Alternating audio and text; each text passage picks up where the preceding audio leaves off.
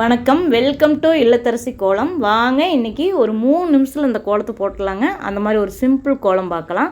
உங்களுக்கு என்னோட இந்த இல்லத்தரசி கோலம் சேனல் பிடிச்சதுன்னா சப்ஸ்கிரைப் பண்ணி சப்போர்ட் பண்ணுங்கள். அதே மாதிரி சுவை 6ன்னு சமையல் சேனல் வச்சுருக்குறேங்க.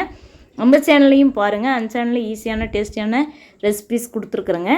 பாருங்கள், ரொம்ப ரொம்ப சிம்பிளாக போடக்கூடிய ஒரு கோலம், பார்க்குறக்கு அழகாக இருந்ததுங்க.